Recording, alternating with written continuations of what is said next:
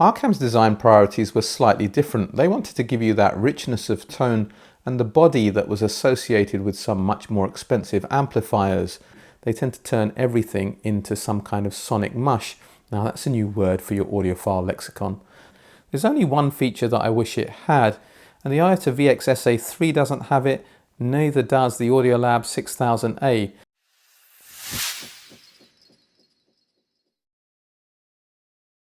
Hello fellow hi-fi enthusiasts and welcome to A British Audiophile. Arcam's a brand that doesn't get an awful lot of attention on YouTube. Now there can be a number of reasons for that. Fashion, as well as certain brands very actively go after reviews on YouTube and others simply don't.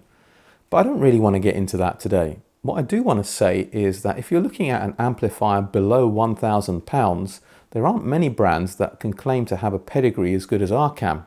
In fact, when I was first getting into hi-fi, really getting into hi-fi in the late 80s and early 90s, if you couldn't quite run to the equivalent name, Lin and exposure amplifier, Arcam and Audiolab were primarily the two choices that you'd consider. A good friend of mine had the Audiolab 8000A for many years. Now, not only was that the amplifier that put Audiolab on the map, it was the last word in precision and detail if you were looking for an amplifier back then for around £500 to £600. I do feel that the current Audiolab 6000A, which retails here in the UK for £650, is a true natural spiritual successor to that amplifier, because if you're an analytical audiophile, I don't think you can do any better for the money. Arcam's design priorities were slightly different. They wanted to give you that richness of tone and the body that was associated with some much more expensive amplifiers, the ability to listen all day without any chance, any hint of listening fatigue. And for that, you had to trade a little bit of that Audiolab precision and clarity. Back in the mid-90s, what I really wanted was a musical fidelity A1000 with its 50 watts of Class A power, off-board power supply. I just felt it looked and sounded glorious. I think it was around £1,000 at the time, and I'd just come out of university. That was not happening, so I had to look for some alternatives at a more reasonable price. Arcam had launched the Delta 290, which fit the bill perfectly. I still had reasonable contacts from my days retailing hi-fi, and I was able to pick up an ex-demo unit for £400. At that time, nothing stayed in my system for that long. I was continually upgrading, but I did really enjoy that amplifier for the year or two that I had it, and on balance I felt that I made the right choice over my buddy's Audiolab 8000A, the right choice for me at least. Well, today I'm looking at a new Arcam amplifier. The Arcam SA10 retails for a little over £700 here in the UK. Arcam might be part of Harman Audio Luxury Group, but these amplifiers are still designed and engineered at Arcam's facility in Cambridge, England.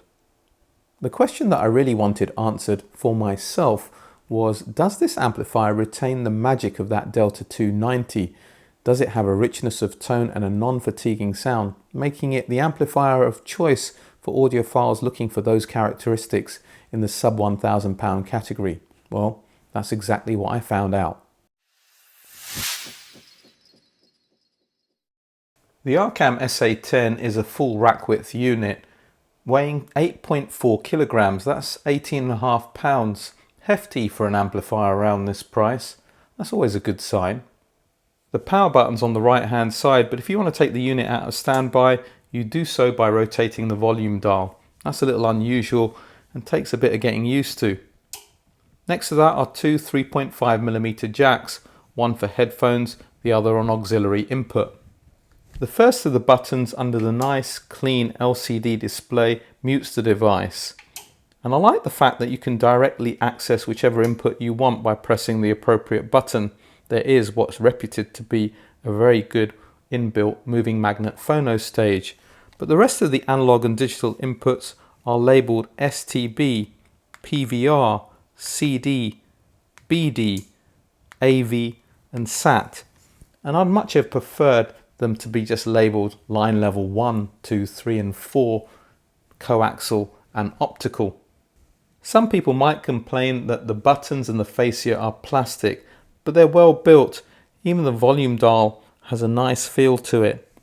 It comes with Arcam's universal remote control, which can be used to control other devices in the range. On the rear, the Ethernet and RS-232 ports are purely there for system control and integration with home theatre and home automation products. The USB slot is not a USB digital input, but there to download future software upgrades. There are 3 digital inputs, 1 optical and 2 coaxial, as well as 3 line level analog inputs, 1 phono stage input, which is moving magnet, and 1 set of pre-outs to connect to powered subwoofers and external power amps. The speaker binding posts are fairly standard quality.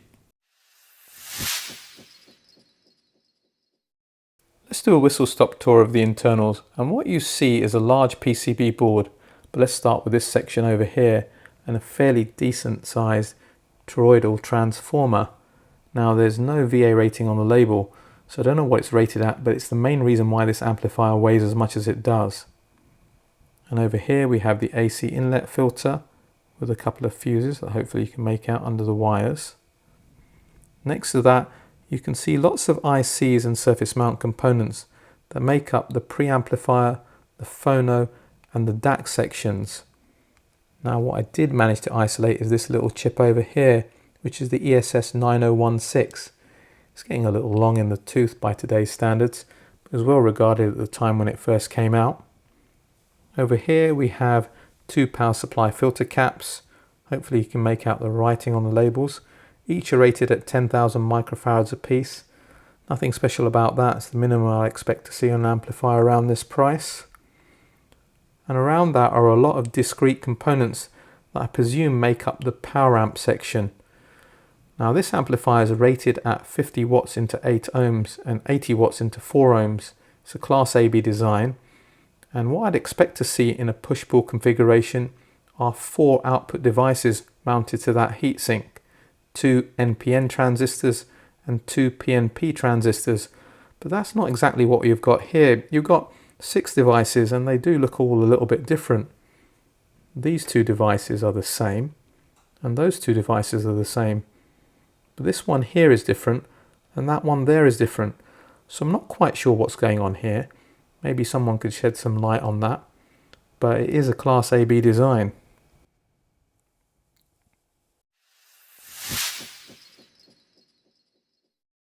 One thing I didn't mention earlier on in this video is that I've heard a bunch of Arcam amplifiers over the years. I've even owned one for a short period of time, and with a number of those amplifiers I felt that they gave up too much clarity and control to maintain a warm and smooth sound. So the simple question is that the case with this amplifier? And the simple answer is no.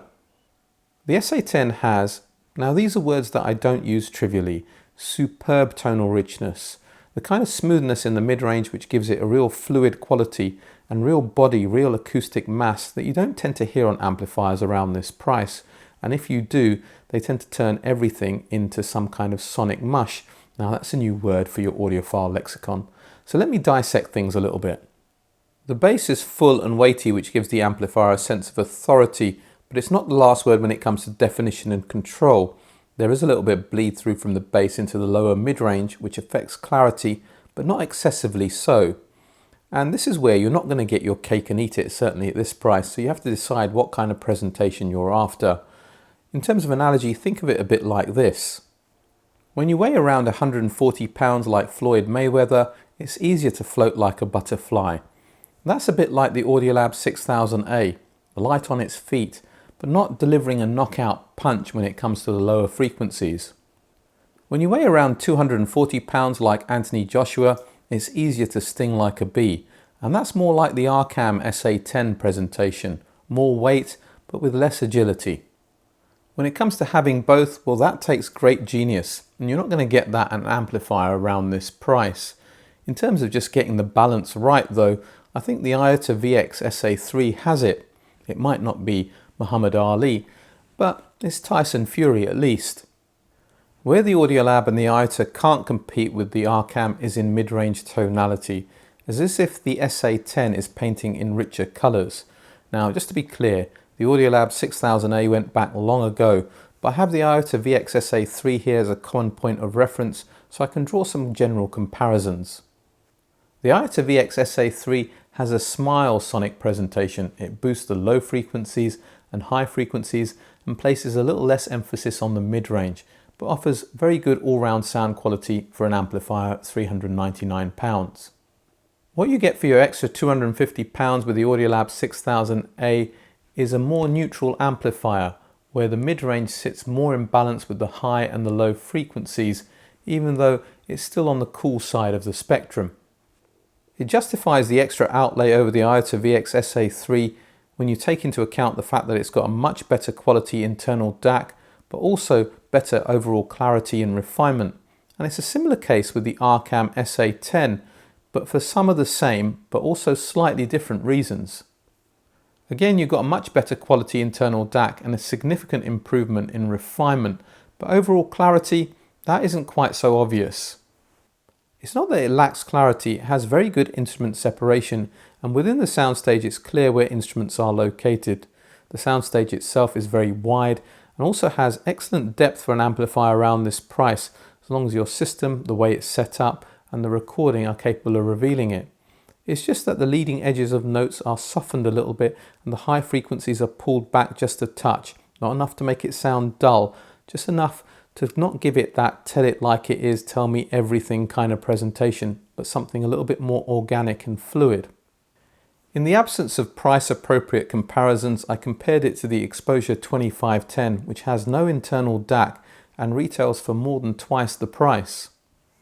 The SA10 didn't disgrace itself at all, but there was no giant killing going on here. The 2510 had better clarity and less coloration, allowing more of the recording to come through and much better control and grip over the speakers in general. But that isn't to say that I'd prefer the Exposure over the Arcam in every scenario, especially with price appropriate speakers, and especially if I was looking for an amplifier specifically with a warm, rich tone. It all comes down to system matching, which brings me nicely onto the next section. I love old school integrated amplifiers because they're pretty much plug and play, and that's exactly what you have with the Arcam SA10. There's only one feature that I wish it had, and the IOTA VX SA3 doesn't have it, neither does the Audiolab 6000A, and that is a USB input for the DAC. I understand why it's not included at this price, because it costs quite a bit for the USB implementation. It's different to coax and Toslink, but I wish they'd get rid of some of the other features so they could include it. What that would mean is that I could plug in my streamer or my PC directly and take advantage of that asynchronous connection and allow the DAC to take over timing of information, reducing jitter and improving the sonic performance. But it's just a bugbear I have, not a criticism of Arcam. What's more important to talk about is the speakers I tried it with, what worked and what didn't work. So let's discuss that next. My Product Response 1 SCs are a good test for an amplifier around this price because they're very revealing in the mid-range and difficult to drive. The SA10 did a reasonably good job of driving them, as well as any amplifier that I've tested below £1,000, which suggests that the power supply is reasonably robust. But when it comes to getting the best out of them sonically, that's another matter entirely, and it wouldn't be an appropriate match. It's a similar case with the Dali Minuet SCs. It made a reasonable fist of driving them, even though sonically it wasn't capable of getting the most out of what is close to a reference class mini monitor. The Buchar S400 Mark IIs are much more like it. That's a speaker that's fairly neutral in its overall tonal balance, with just maybe a touch of coolness. If you're looking to shift it more to the tonal character of the original Mark I, a warmer, richer presentation, and you haven't got a couple of £1,000 to throw at amplification, yeah, the Arcam SA10 is a good place to start. The Amphion Argon 1s are a much more price appropriate match for the SA10, and here again, it's the sonic character of the amplifier rather than the speakers that's more significantly imparted. My favourite combination though was the JBL 4309s that are currently here for review. That horn-loaded tweeter injects a little bit of life without obliterating the sonic virtues of the SA10. Funny that, considering that they're both from the same stable, both Harman products. It's almost as if they're designed to work together. Ideally, you'd want to stick to speakers that are fairly neutral if you want the character of the amplifier ultimately to come through, but if you want to temper it slightly, I'll stick to speakers that are a little bit more on the bright side, perhaps Focal, B&W, Even a pair of clips might be worth trying. The Arcam SA10 has the kind of rich tonal character that would be associated with much more expensive Class A or vintage tube designs. More importantly, it does so without dropping the ball when it comes to fidelity, and for that reason it reminds me of that Arcam amplifier that I owned and enjoyed over a quarter of a century ago, the Delta 290. In fact, I'd go as far as to say that this is a worthy successor to that amplifier, and that's no faint praise at all. It's not for everybody. It has a type of coloration that won't suit rock enthusiasts, for example. But if you like the kind of sonic presentation that I've described in this video, and you're looking for an amplifier below £1,000, this should be towards the top of your audition list. It comes very highly recommended. My question for today is, what's the one thing that got away? The one product that you wish you had owned, but you weren't able to do so for whatever reason? I'd love to hear about that in the comments section. And if you're relatively new to this hobby and you haven't got to that stage yet, what's the one product that you're after that you aren't able to get hold of? I'd love to hear about that too.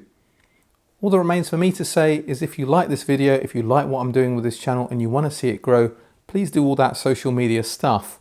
And check me out on Patreon for consultancy services and the bonus content that I offer. But for today, for now, a British Audiophile, signing off.